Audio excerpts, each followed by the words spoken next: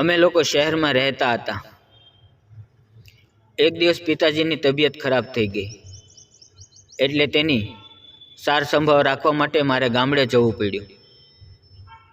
હું ગામડે રહેવા નથી માંગતી, પરંતુ મારી મજબૂરી હતી. ગામમાં રહીને હું ખૂબ જ પરેશાન થઈ ગઈ હતી. મને મારા પતિની જુદાઈ મહેસૂસ થઈ રહી હતી. મારા પતિ શહેરમાં રહેતા હતા અને મારે સસરાનું ધ્યાન રાખવા માટે ગામડાની અંદર રહેવું પડતું હતું. તેણે મને કહ્યું, જ્યાં સુધી પપ્પાની તબિયત ઠીક ન થઈ જાય ત્યાં સુધી તું તેની સાથે ત્યાં રહે. પરંતુ એક દિવસ એવું થયું કે મારા સસરાએ મારી સાથે, મારું નામ કોકિલા છે અને હું ખૂબ જ સુંદર છું અને હું ગુજરાતના એક ગામડાની અંદર રહું છું. મારી ઉંમર 30 વર્ષની છે અને હું જોવામાં પરી જેવી લાગું છું. મારા પતિને કરિયાણાની દુકાન છે. મારી એક છોકરી છે અને મારો પરિવાર સુખી પરિવાર છે. મારા પતિ મને ખૂબ જ આનંદ આપે છે અને હંમેશા ખુશ કરે છે. અમે અત્યારે શહેરમાં રહીએ છીએ અને મારા સસરા ગામડે રહે છે. હું મારા પતિને ખૂબ જ પ્રેમ કરું છું. હું તેની સાથે એટલી બધી ખુશ છું કે મેં ક્યારેય બીજા તરફ જોયું નથી. બધું જ બરાબર ચાલી રહ્યું હતું. મેં ક્યારેય પણ વિચાર્યું નહોતું કે મારું દિલ કોઈ ઉપર આવી જશે. પરંતુ નસીબમાં જે લખ્યું હોય તે કોઈ મિટાવી શકતું નથી. મારી સાથે પણ એવું જ થયું.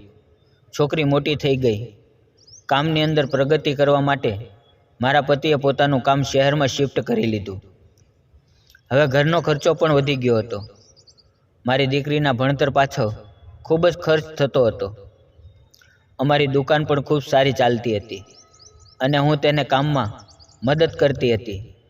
મારા પતિ માલ લેવા માટે ફેક્ટરીમાં જતા ત્યારે હું દુકાન પર બેસતી અને ગ્રાહકોને સામાન આપતી. છોકરીને આગળ ભણવા માટે અમારે શહેરમાં આવવું પડ્યું. થોડા સમય પછી ગામડેથી મારા સસરાનો સંદેશ આવ્યો કે તેની તબિયત સારી નથી. અમે બંને ગામડે ગયા. પછી તેણે સસરાની દેખભાળ માટે મને ત્યાં જ રહેવા માટે કહી. મને સારું નહોતું લાગતું, પરંતુ હું શું કરું? મારા પતિની આજ્ઞા હતી અને મારા સસરાની તબિયતનું મારે ધ્યાન પણ રાખવું જરૂરી હતું, કારણ કે મારા સસરાનું ધ્યાન રાખે એવું કોઈ નહોતું. મારી સાસુનું 2 વર્ષ પહેલાં અવસાન થઈ ગયું હતું અને મારા પતિ એક જ છે. તેને કોઈ ભાઈ નથી અને બહેન પણ નથી. મારા પતિએ મારા સસરાને શહેરમાં આવવા માટે ખૂબ જ કહ્યું, પરંતુ તેણે કહ્યું કે તે પોતાનું જૂનું ઘર મૂકીને શહેરમાં નહીં આવે. તે કહેતા હતા કે જ્યારે મારો જન્મ થયો છે ત્યારથી જ હું મરીશ, પણ હવે મારે તેની સાર સંભાળ માટે ગામડે આવવું પડ્યું. હું દિવસ રાત તેની સેવા કરતી.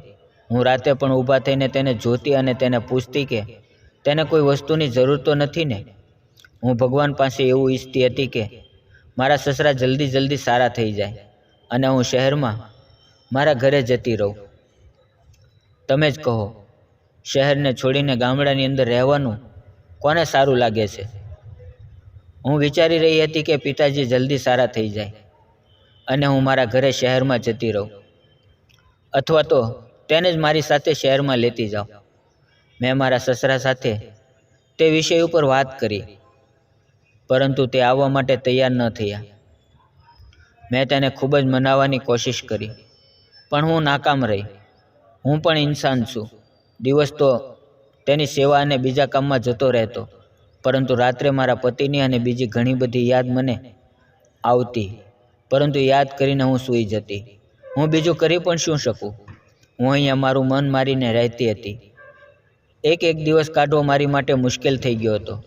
મેં મારા પતિને કહ્યું, મને લઈ જાઓ, પરંતુ તેણે કહ્યું, જ્યાં સુધી પિતાજી સારા ન થાય ત્યાં સુધી તું તેની સેવા પર ધ્યાન આપ, કારણ કે એ સારું નથી લાગતું કે આપણે શહેરમાં શાંતિથી રહીએ અને પિતાજી ગામડે એકલા બીમાર રહે. હું કોઈને આ વિષય ઉપર બોલવાનો મોકો આપવા માંગતો નથી. ગામડે અમારી પાડોશમાં રહેતા કાકીનો છોકરો, જે 21-22 વર્ષનો હતો, તે હંમેશા મારા સસરા પાસે બેસવા આવતો અને તે તેનું કામ પણ કરતો. હું સમજતી હતી કે તે શા માટે આવે છે, પરંતુ હું નહોતી ચાહતી કે હું તેને ક્યારેય એવી નજરથી જોઉં. હું તેને મારા દીકરાની જેમ સમજતી હતી. તે મારી ખૂબ જ તારીફ કરતો. એક દિવસ સાંજે 6 વાગ્યે ચા બનાવીને હું છત ઉપર ગ્લાસ હાથમાં લઈને ઊભા ચા પી રહી હતી. અમારી પાછળના ઘરમાં જીતેન્દ્ર સાહેબનું ઘર છે. તે બહારથી આવ્યા હતા. તેની પત્ની ગુજરી ગઈ હતી અને તેના બંને છોકરા બહાર કામ કરતા હતા. જીતેન્દ્ર સાહેબની ઉંમર 45 વર્ષની હતી. તે થોડા શ્યામ હતા, પરંતુ તેનું વ્યક્તિત્વ ખૂબ જ સારું હતું. હું છત પર ઊભા તેને જોઈ રહી હતી. તે નહાવા માટે બાથરૂમમાં ગયા. હું તેના ઘરે ક્યારેય નહોતી ગઈ, કારણ કે તેના ઘરે કોઈ મહિલા નહોતી. હું ધીમે ધીમે ચાના ઘૂંટડા ભરતી હતી, પણ મને ચાનો સ્વાદ આવતો નહોતો. મારું મન ઉદાસ થઈ ગયું હતું. મને મારા પતિને યાદ આવી રહી હતી. થોડીવાર પછી જીતેન્દ્ર સાહેબ પોતાના ફળિયામાં બેસીને જમી રહ્યા હતા. તે પોતે જાતે જમવાનું બનાવતા અને પોતે જમી લેતા. તેના બંને છોકરા લગ્નની ઉંમરના થઈ ગયા હતા. ગામના માણસોએ તેને સમજાવ્યા કે તે બીજા લગ્ન કરી લે, પરંતુ તે માન્યા નહીં. તે પણ પોતાની પત્નીને ખૂબ જ પ્રેમ કરતા હતા. તે પોતાની પત્નીની જગ્યા બીજાને આપવા માંગતા નહોતા. થોડીવાર પછી જીતેન્દ્ર સાહેબ મારા સસરા પાસે બેસવા માટે આવ્યા. તેણે મને હાથ જોડીને નમસ્કાર કર્યા. મેં પણ મારું માથું ઝુકાવીને તેને નમસ્કાર કર્યા. તે મારા સસરાની પાસે બેસી ગયા અને તેના હાલચાલ પૂછવા લાગ્યા. હું તેની માટે ચા બનાવવા રસોડામાં જતી રહી. લગભગ 1 કલાક સુધી તે મારા સસરા પાસે બેસીને વાતચીત કરતા રહ્યા અને પછી તે જતા રહ્યા. હું રાત માટે જમવાનું બનાવવા લાગી. બીજે દિવસે હું રસોડામાં કામ કરી રહી હતી ત્યારે મારા સસરાએ મને અવાજ આપ્યો. જ્યારે હું તેની પાસે ગઈ તો ત્યાં જીતેન્દ્ર સાહેબ બેઠા હતા. હું તેની સામે જોઈને થોડું હસી અને નમસ્કાર કર્યા. મારા સસરાએ કહ્યું, સાહેબ માટે 1 કપ ચા બનાવીને લાવો. તેની વાત સાંભળી અને હું રસોડાની અંદર ચા બનાવવા માટે જતી રહી. થોડા દિવસ પછી મારા સસરાએ સાહેબને જમવા માટે આમંત્રણ આપ્યું. જીતેન્દ્ર સાહેબ અમારા ઘરે જમવા માટે આવ્યા. ત્યારે ધીમો ધીમો વરસાદ ચાલુ હતો. મારું મન પણ રંગીન થઈ ગયું હતું અને આનંદ કરવા માટે ઉતાવળ કરતું હતું. મને કામમાં જીવ બિલકુલ લાગતો નહોતો. સાહેબ આવ્યા એટલે મેં આજે પકોડા બનાવવાની તૈયારી શરૂ કરી.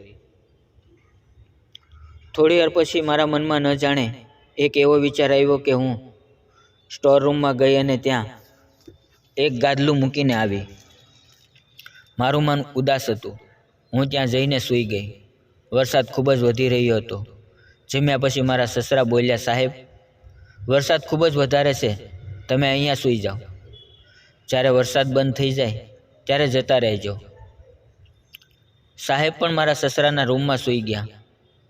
મારી નીંદર ન જાણે ક્યાંય ઉડી ગઈ હતી. ઘડિયાળની ટીક ટીક ચાલુ હતી. રાતના 12 વાગ્યા ત્યારે મારું મન કહેવા લાગ્યું કે હવે હું અહીંયા નહીં રહી શકું.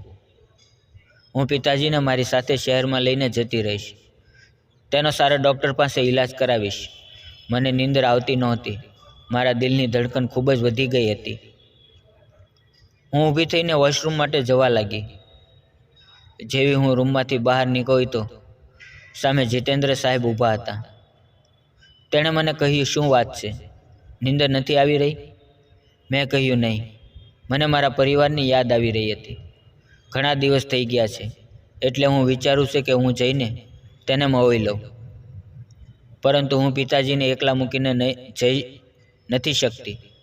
હું તેની સાથે વાત કરીશ. 2 દિવસ પછી મારા પતિ ગામડે આવ્યા, એટલે મેં પિતાજી સાથે વાત કરી. મેં કહ્યું કે પિતાજી, તમે અમારી સાથે શહેરમાં આવો. ત્યાં સારા ડૉક્ટર પાસે તમારો ઈલાજ કરાવશું અને તમે જલ્દી ઠીક થઈ જશો. અને જ્યારે તમે સારા થઈ જાઓ ત્યારે ગામડે આવીને રહેજો. અને જો તમને ત્યાં રહેવા માંગો તો ત્યાં રહેજો. મારા પતિએ પણ મારી વાતને સાથ આપ્યો. પિતાજી માની ગયા. બીજે દિવસે પિતાજીને લઈને અમે શહેરમાં આવી ગયા. અને એક સારા ડૉક્ટર પાસે તેનો ટેસ્ટ કરાવ્યો અને અમે બધાએ તેની સેવા કરી અને ઈલાજ પણ શરૂ થઈ ગયો. ધીરે ધીરે પિતાજીની તબિયત સુધરવા લાગી અને તે ઝડપથી સારા થઈ ગયા.